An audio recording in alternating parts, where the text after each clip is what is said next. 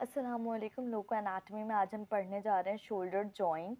Shoulder joint की अगर बात की जाए तो सबसे पहले ये कौन सी टाइप का होता है, तो it is synovial joint and then further subtype में it is a ball and socket variety of joint. उसके बाद बात करते हैं आर्टिकुलर सरफेस की। तो इसमें हमारे पास दो बोन्स के दरमियान ये जॉइंट फॉर्म हो रहा होता है। उसमें होता है स्कैपुला एंड ह्यूमरस। स्कैपुला के which part glenoid cavity of the scapula and humerus में head of humerus. Head of humerus and glenoid cavity of scapula are the two articular surfaces for the shoulder joint. अब क्योंकि इसमें glenoid cavity और humerus का head होता है तो इसलिए इसको कहते हैं ग्लिनो ह्यूमरल आर्टिकुलेशन। ये इसका दूसरा नाम भी बोल सकते हैं on the basis of their articular surfaces. अब स्ट्रक्चरली अगर बात की जाए तो ये हमारे पास एक वीक जॉइंट है। क्यों वीक है? कि जो हमारे पास ग्लिनोइड कैविटी होती है वो इतनी छोटी होती है कि वो इतना बड़ा ह्यूमरस का हेड, देखें ग्लिनोइड कैविटी अगर इतनी है तो वो इतना बड़ा ह्यूमरस का हेड जो है वो अपने अंदर नहीं ले पाती, जिसकी वजह से क्या होगा कि ये एक पोटेंशियली वीक जॉइंट होगा। इसके पास मोबिलिटी ज़्यादा होगी क्योंकि हेड ऑफ ह्यूमरस बाहर की तरफ है, वो किसी भी तरफ मूव कर सकता है, मगर स्टेबिलिटी कम होगी, चांसेस होंगे कि ये डिसलोकेट हो जाए।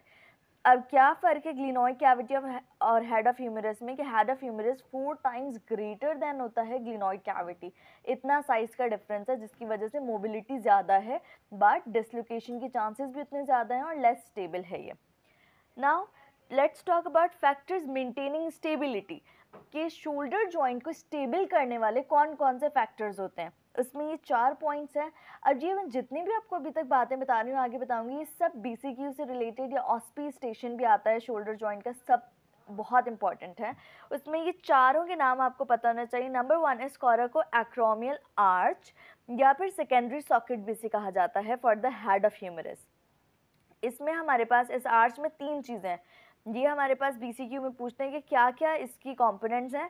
तो acromion process, coracoacromial ligament and coracoid process, ये 3 चीज़ें जो होती हैं ये कोराको एक्रोमियल आर्च बना रही होती है मिलकर। फिर उसके बाद सेकेंड है मस्क्यूलो टेंडाइनस कफ या रोटेटर कफ मसल्स, जिनमें मैंने ये शॉर्ट फॉर्म में लिखा हुआ है सिट्स, जिसमें हमारे पास क्या है supraspinatus, infraspinatus, teres minor and subscapularis muscle. ये तीनों मिलके क्या करते हैं कि हमारे पास जो जॉइंट है उसको स्ट्रेंथन अप कर रहे होते हैं, बट ये इंफीरियरली जो होते हैं ये एब्सेंट होते हैं, जिसकी वजह से क्या होगा कि antero inferior dislocation of the shoulder बहुत लाइक कॉमन कहेंगे, या अगर डिसलोकेशन हो रही है ना शोल्डर जॉइंट की तो वो इसी डायरेक्शन में होगी, बाकी तरफ जो है वो मसल्स और लिगामेंट ज़्यादा अटैच्ड होता है। ये बीसीक्यू में पूछा जाता है कि शोल्डर जॉइंट की डिसलोकेशन कौन सी तरफ ज़्यादा है। नंबर 1 तो हम बोलते हैं इन्फीरियरली, और अगर इस तरीके से हो तो एंटीरो इन्फीरियरली। ठीक है, ये बीसीक्यू का पॉइंट है। After that number 3 is glenoid labrum.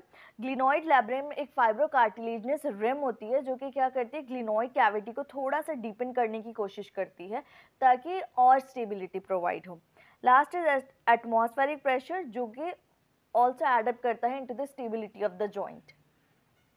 Now let's talk about ligaments of the shoulder joint. इन चारों के नाम ऑस्पी का एक क्वेश्चन होता है जिसमें लिखने होते हैं। Number 1 capsular ligament, number 2 coracohumeral ligament, number 3 transverse humeral ligament and number 4 is glenoid labrum.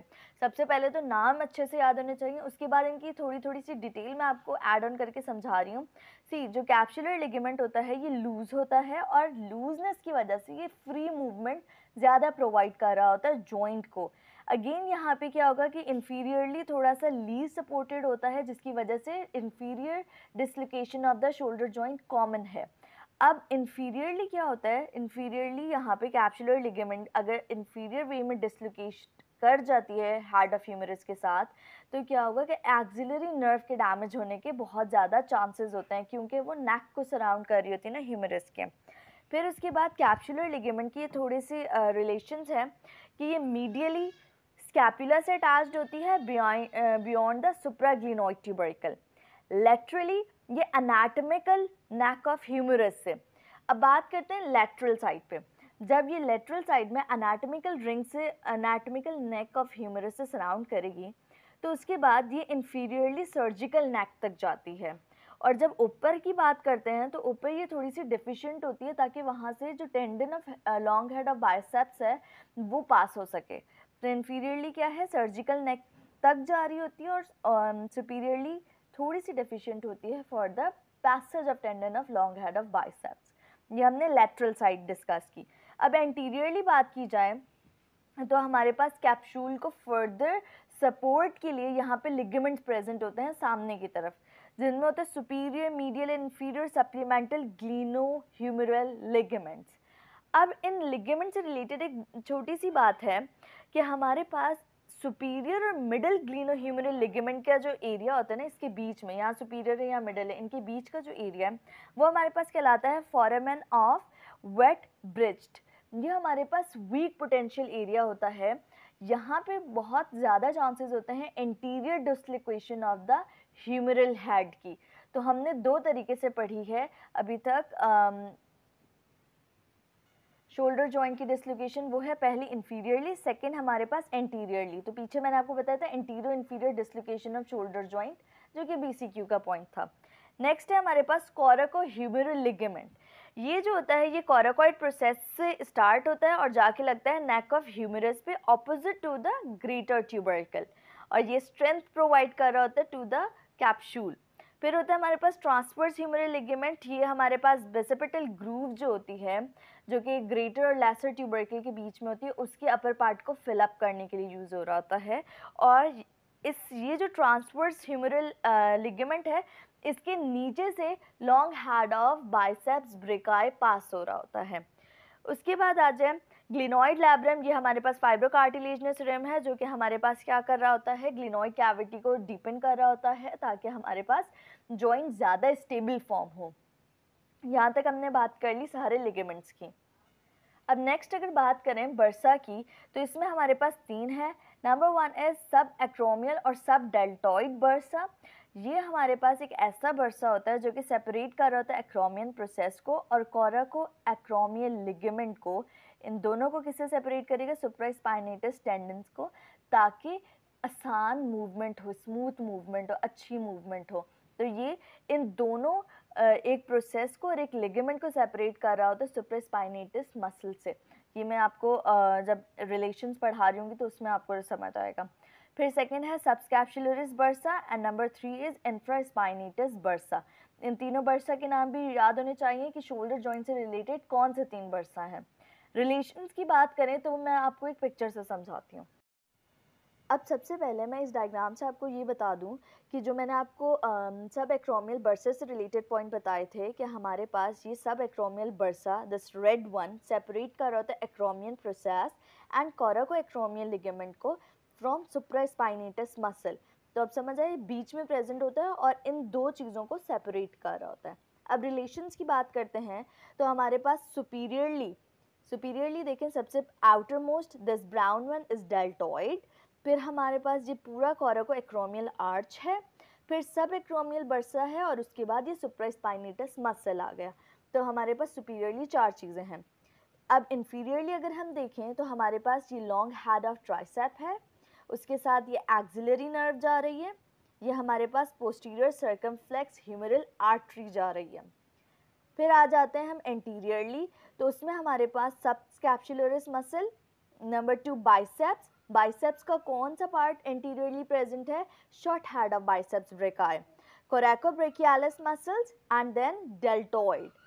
If we talk about posteriorly तो हमारे पास पीछे की तरफ होता है infraspinatus muscle, teres minor and fibres of deltoid. तो ये मैंने आपको सारे रिलेशन समझा दिया। अब यहाँ पे ये सारे रिलेशंस लिखे हुए हैं, आप लोग चाहें तो इसको देख सकते हैं और गो थ्रू कर सकते हैं। अच्छा, विद इन जॉइंट मैंने आपको वहाँ पे दिखाया नहीं कि long head of biceps brachii present होता है। तो ये हमारे रिलेशंस हो गए। ब्लड सप्लाई की बात करेंगे तो anterior circumflex humeral vessels, posterior circumflex humeral vessels, subscapular vessels and suprascapular vessels. ये चार जो होते हैं ये हमारे पास blood supply to the shoulder joint के लिए रिस्पॉन्सिबल हैं। उसके बाद बात करते हैं नर्व सप्लाई की, तो axillary nerve, musculocutaneous nerve and suprascapular nerve. At last discuss कर लेते हैं मूवमेंट की। तो जैसे कि मैंने स्टार्टिंग में बताया था कि ये ग्रेट मोबिलिटी प्रोवाइड कर रहा होता है, ग्रेट मोबाइल जॉइंट होता है ये हमारी बॉडी का, जिसमें हर तरह की मूवमेंट्स पॉसिबल हैं। अब मैंने मूवमेंट तो सारी हो सकती हैं, अब उनके जो मेजर मसल्स हैं, कि अगर कोई पूछे कि शोल्डर जॉइंट का लैटरल रोटेशन के लिए रिस्पॉन्सिबल विच मसल, तो उसमें आप बता सकते हैं इन्फरास्पाइनेटस एंड टीरेस माइनर। तो मैंने उन इंपॉर्टेंट मसल्स के नाम लिखे हैं।